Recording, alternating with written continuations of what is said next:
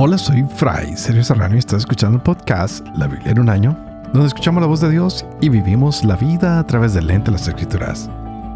El podcast de la Biblia es presentado por Ascension. Usando la cronología de la Biblia de Great Adventure, leeremos desde Génesis hasta Apocalipsis, descubriendo cómo se desarrolla la historia de salvación y cómo encajamos en esa historia hoy. Y wow, la historia cada día más interesante. Hemos leído el capítulo 19 de los Hechos de los Apóstoles y hay muchas cosas allí. Pablo hace que se bautice un grupo de personas, pero ya no en el nombre de Juan, sino en el nombre de Jesús de Nazaret. Empiezan unos cambios muy radicales. La gente se arrepentía y se bautizaba con el bautismo de Juan, pero ahora tienen un bautismo que se da en el nombre de Jesús y el Espíritu Santo viene sobre ellos y empiezan a hablar en diferentes lenguajes y ahora la gente puede profetizar.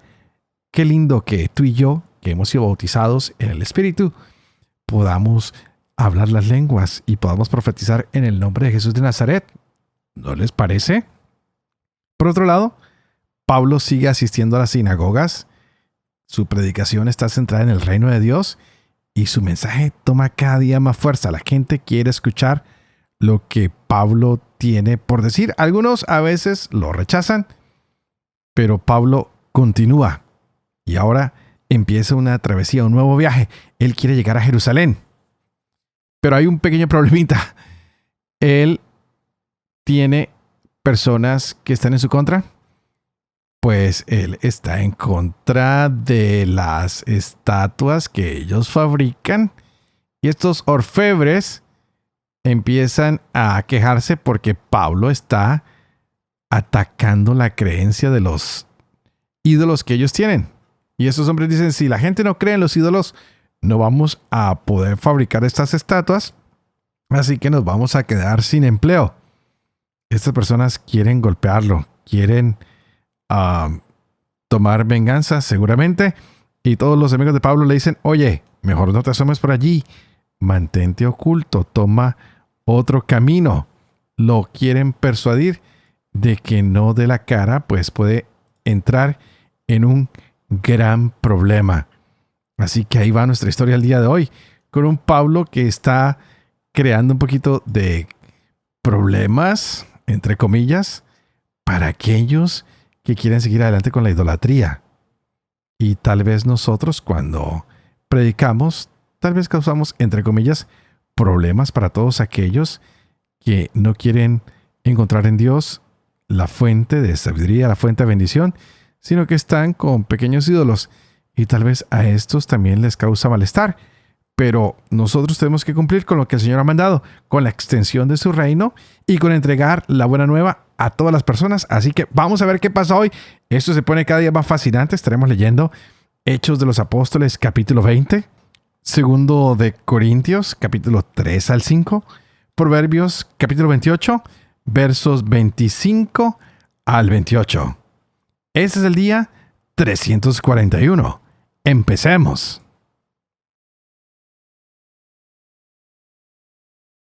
Hechos, capítulo 20.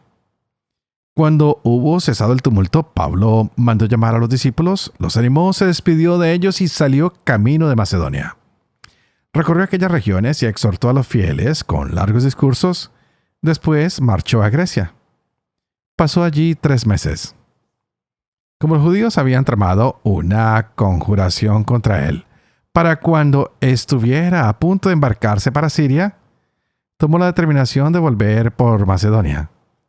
Le acompañaban Sópatros, hijo de Pirro, de Berea, Aristarco y Segundo, de Tesalónica, Gallo, de Doveres, y Timoteo, Tíquico y Trófimo, de Asia.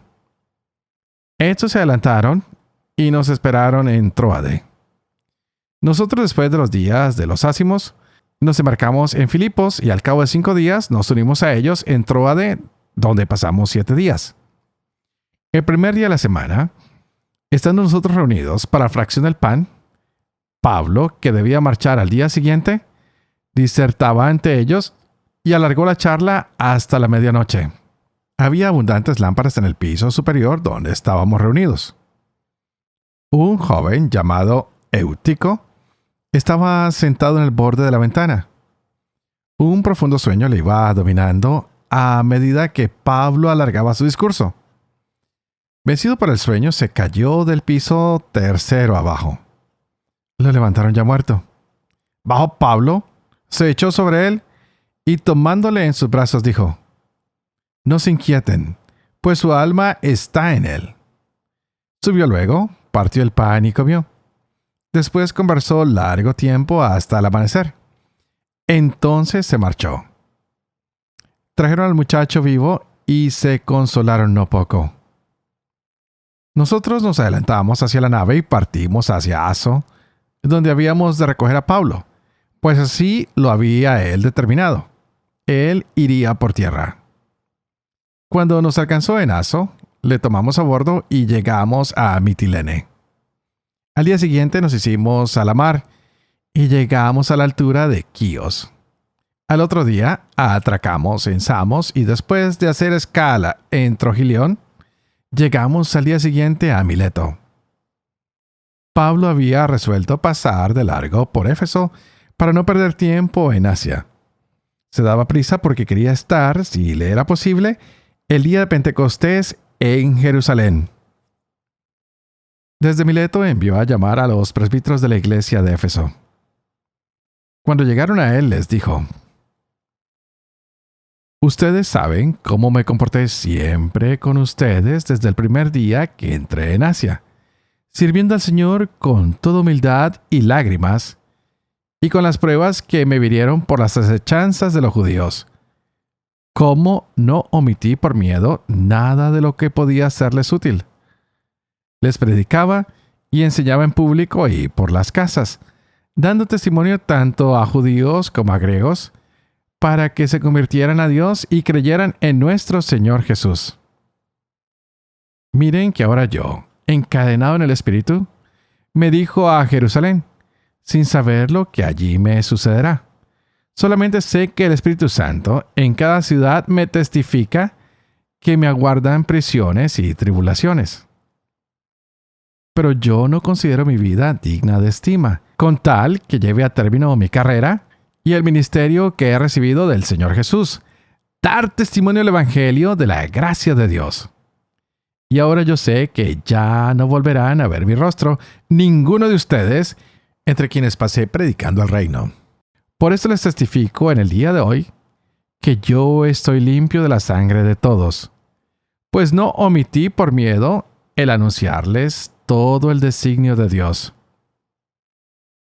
Tengan cuidado de ustedes y de toda la grey, en medio de la cual les ha puesto el Espíritu Santo como vigilantes para pastorear la iglesia de Dios, que Él se adquirió con la sangre de su propio Hijo. Yo sé que después de mi partida, se introducirán entre ustedes lobos crueles que no perdonarán al rebaño, y también que de entre ustedes mismos se levantarán hombres que hablarán cosas perversas para arrastrar a los discípulos detrás de ellos. Por tanto, vigilen y acuérdense que durante 3 años no he cesado de amonestarles día y noche con lágrimas a cada uno de ustedes. Ahora les encomiendo a Dios y a la palabra de su gracia, que tiene poder para construir el edificio y darles la herencia con todos los santificados. Yo de nadie codicié plata, oro o vestidos. Ustedes saben que estas manos proveyeron a mis necesidades y a las de mis compañeros. En todo les he enseñado que es así, trabajando como se debe socorrer a los débiles y que hay que tener presentes las palabras del Señor Jesús que dijo: mayor felicidad hay en dar que en recibir. Dicho esto, se puso de rodillas y oró con todos ellos. Rompieron entonces todos a llorar y arrojándose al cuello de Pablo, le besaban afligidos sobre todo por lo que había dicho, que ya no volverían a ver su rostro. Y fueron acompañándolo hasta la nave. 2 Corintios, capítulo 3. Comencemos de nuevo a recomendarnos. ¿O es que, como algunos, necesitamos presentarles cartas de recomendación o pedírselas? Ustedes son nuestra carta, escrita en sus corazones, conocida y leída por todos los hombres. Evidentemente son una carta de Cristo, redactada por ministerio nuestro, escrita no con tinta, sino con el Espíritu de Dios vivo, no en tablas de piedra, sino en tablas de carne en los corazones. Esta es la confianza que tenemos delante de Dios por Cristo. No que por nosotros mismos seamos capaces de atribuirnos cosa alguna como propia nuestra, sino que nuestra capacidad viene de Dios, el cual nos capacitó para ser ministros de una nueva alianza, no de la letra, sino del Espíritu. Pues la letra mata, mas el Espíritu da vida.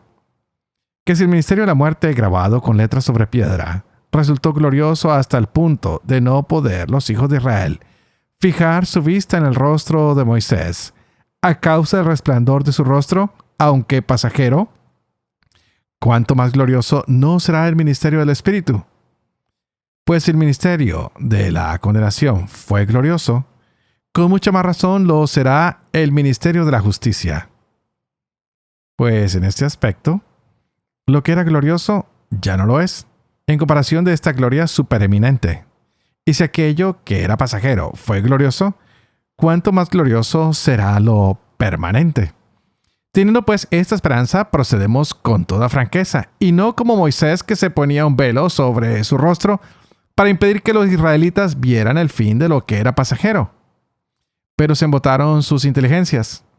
En efecto, hasta el día de hoy, permanece ese mismo velo en la lectura del Antiguo Testamento y no se levanta, pues solo en Cristo desaparece. Hasta el día de hoy, siempre que se lee a Moisés, un velo está puesto sobre sus corazones. Y cuando se convierta el Señor, caerá el velo. Porque el Señor es el Espíritu, y donde está el Espíritu del Señor, allí está la libertad. Mas todos nosotros, que con el rostro descubierto reflejamos como en un espejo la gloria del Señor, nos vamos transformando en esa misma imagen cada vez más gloriosos. Así es como actúa el Señor, que es Espíritu. Por esto, misericordiosamente, investidos de este ministerio, no desfallecemos. Antes bien, hemos repudiado el silencio vergonzoso, no procediendo con astucia, ni falseando la palabra de Dios. Al contrario, mediante la manifestación de la verdad, nos recomendamos a toda conciencia humana delante de Dios. Y si todavía nuestro evangelio está velado, lo está para los que se pierden, para los incrédulos, cuyo entendimiento cegó el Dios de este mundo, para impedir que vean el resplandor del glorioso evangelio de Cristo, que es imagen de Dios.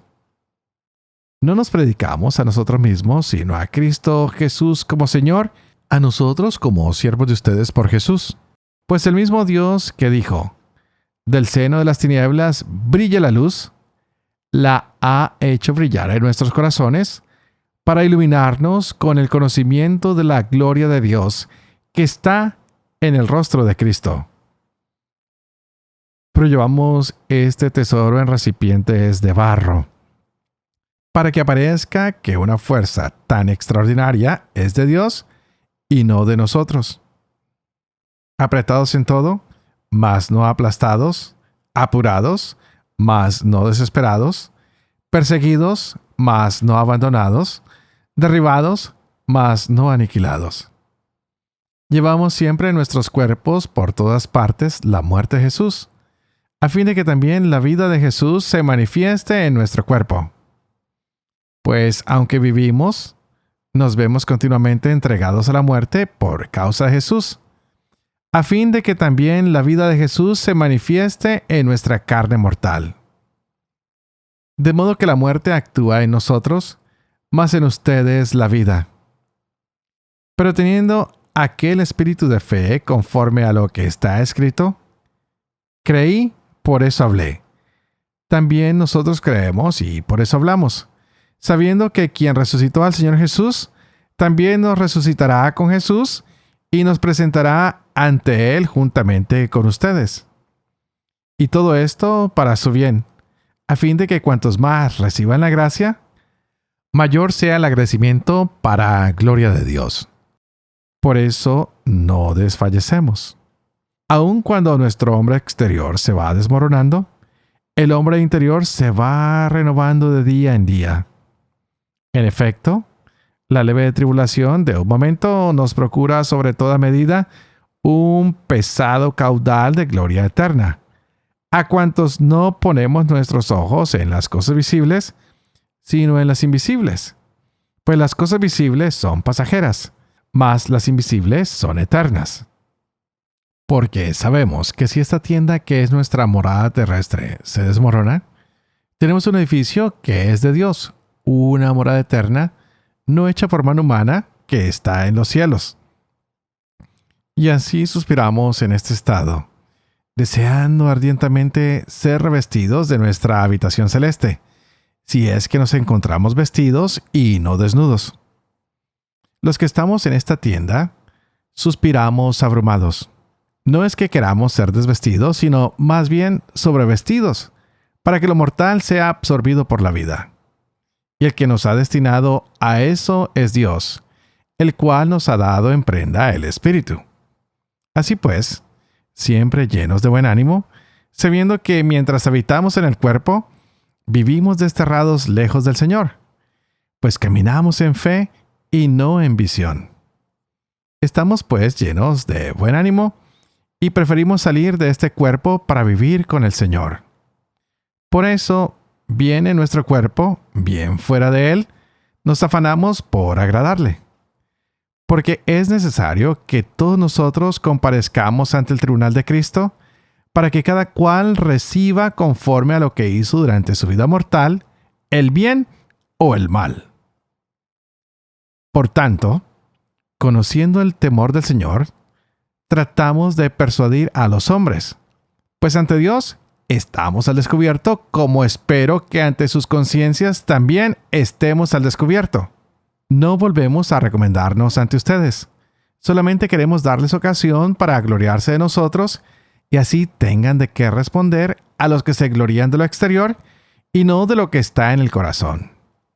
En efecto, si hemos perdido el juicio, ha sido por Dios, y si somos sensatos, lo es por ustedes. Porque el amor de Cristo nos apremia al pensar que, si uno murió por todos, todos por tanto murieron. Y murió por todos, para que ya no vivan para sí los que viven, sino para aquel que murió y resucitó por ellos. Así que en adelante, ya no conocemos a nadie según la carne. Y si conocimos a Cristo según la carne, ya no le conocemos así. Por tanto, el que está en Cristo es una nueva creación. Pasó lo viejo, todo es nuevo. Y todo proviene de Dios, que nos reconcilió consigo por Cristo y nos confió el ministerio de la reconciliación. Porque en Cristo estaba Dios reconciliando al mundo consigo, no tomando en cuenta las transgresiones de los hombres, sino poniendo en nosotros la palabra de la reconciliación. Somos pues embajadores de Cristo, como si Dios exhortara por medio de nosotros. En nombre de Cristo les suplicamos, reconcíliense con Dios. A quien no conoció pecado, le hizo pecado, por nosotros, para que viniéramos a hacer justicia de Dios en él.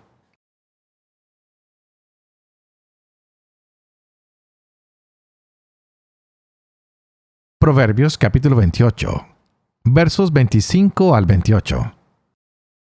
El ambicioso provoca peleas. El que confía en Yahvé prosperará. El que se fía de sí mismo es un necio.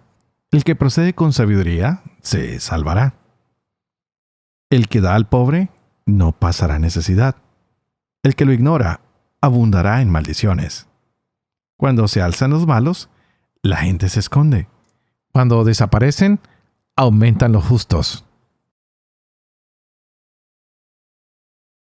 Padre de amor y misericordia, Tú que haces elocuente la lengua de los niños, educa también la mía, e infunde en mis labios la gracia de tu bendición, Padre, Hijo y Espíritu Santo. Y a ti te invito para que pidamos juntos que el Espíritu Santo abra nuestras mentes y nuestros corazones para que podamos gozarnos de esta palabra que el Señor nos regala para este día tan hermoso. ¡Wow! ¡Qué linda palabra la que tenemos el día de hoy! Pablo nos recuerda que tenemos una morada terrestre, pero en Dios tenemos un gran edificio que es eterno, que no ha sido hecho por manos humanas y que está en los cielos. Así que debemos estar siempre ansiosos y deseosos de revestirnos con esta ambición de estar allá en este lugar celeste que el Señor tiene preparado para nosotros. Pero para esto, wow, debemos ser temerosos del Señor. No de tenerle miedo, pero de respetar sus leyes, de estar siempre al tanto de cuál es la voluntad de Dios para nuestra vida. Y si miramos los Hechos de los Apóstoles, hoy nos encontramos con un Pablo que parte hacia Macedonia y después de Grecia, donde estuvo 3 meses, vuelve en compañía de unos cuantos y mientras él da uno de sus grandes discursos, hay un muchacho que se queda dormido, pierde la vida y todos pensaban que estaba muerto, pero no fue así. Para consuelo de todos, Pablo ha orado por este hombre. Pero hay gran tristeza en estos amigos de Pablo, pues él les ha dicho que posiblemente no lo volverán a ver. Él ya sabe que tiene que seguir su camino a Jerusalén y no tiene idea de lo que él espera allí, pero él sabe que todo lo que hace tiene que hacerlo por el Señor Jesús. Tiene que seguir el camino. Y les encomienda a estos hombres que sigan con el mensaje y que proclamen la gracia de Dios. Indiscutiblemente todos estos hombres quedan emocionados. Y es por eso que vimos una despedida muy triste. Se despedían con lágrimas. ¡Wow!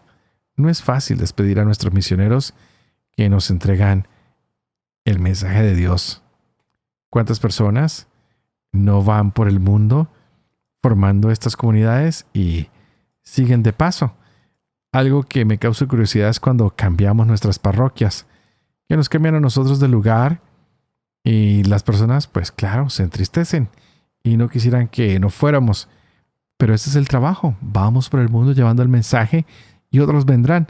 Lo más hermoso es que el Señor nunca desampara a su pueblo, nunca desampara a las comunidades. Por eso no podemos tener miedo cuando las personas siguen el camino que el Señor les propone.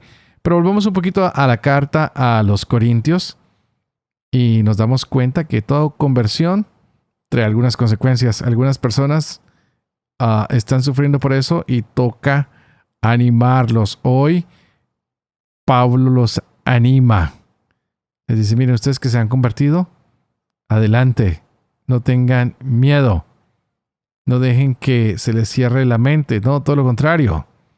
Hay que permitir que el Señor quite el velo de nuestros corazones y que nos permita ver con alegría y con luz lo que Él ha preparado para nosotros. Qué hermoso sería que nosotros pudiéramos dejar que la palabra de Dios nos transformara, que tomara control sobre nuestras vidas y que fuera Cristo el que limpiara nuestros ojos para ver con más claridad todo lo que está frente a nosotros, que es maravilloso y que a veces por los vicios, por el dolor, por la tristeza, por la impaciencia, no podemos ver. Que ustedes y yo compartamos a diario ese mismo sentir en la persona de Jesús, que sepamos que el compartirlo a Él es un ministerio glorioso. Dios nos ha regalado a nosotros este mensaje y ningún ser humano lo había recibido antes. Era imposible entender el plan de Dios que se nos presenta en el Evangelio. Y hoy se nos muestra que la misericordia de Dios es algo que está a nuestro alcance. ¿Quién se hubiera imaginado que Dios nos iba a amar porque es un Dios rico en misericordia? Que en Él no se agota misericordia. Que a Él lo que le complace es ayudarnos, perdonarnos, guiarnos. Así que hoy el Señor te dice a ti, soy rico en misericordia. ¿Qué quieres pedir? Pídeme esa misericordia. Ábrete a mi enseñanza, ábrete a mi voluntad. No te desanimes. Recibe esta misericordia. ¡Wow! ¡Qué lindo! Ser cristianos es confiar en la gracia de Dios. Ser cristianos es saber que hay un Dios que lo ha hecho todo por cada uno de nosotros. Es un Dios que nos invita a creerle, a confiar en Él, a dejarnos amar, a acercarnos a Él, a tener una fe que sea inamovible por las circunstancias, por los problemas. Es un Dios que nos dice, soy misericordioso y estoy dispuesto a perdonarte porque te amo y porque quiero que estés conmigo para toda la eternidad. ¡Wow! Hoy Pablo nos da un poco de esta buena noticia. Y vemos que él también comienza una nueva etapa. Que cada uno de nosotros tengamos una profunda necesidad espiritual hoy de encontrarnos con la misericordia y la compasión de Dios. Que sepamos que Él nos amó y que su gracia y su misericordia nos ha proveído a la persona de Jesucristo. Y quienes creemos en Él, recibimos su gracia y recibimos su amor.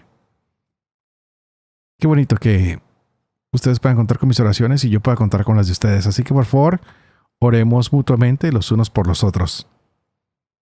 Y pidan por favor para que yo sea fiel a este ministerio que se me ha confiado. Para que pueda vivir con fe lo que leo, lo que enseño. Para que pueda enseñar siempre la verdad. Y sobre todo para que yo pueda cumplir lo que he enseñado. Y que la bendición de Dios Todopoderoso, que es Padre, Hijo y Espíritu Santo, descienda sobre cada uno de ustedes y los acompañe siempre. Que Dios los bendiga.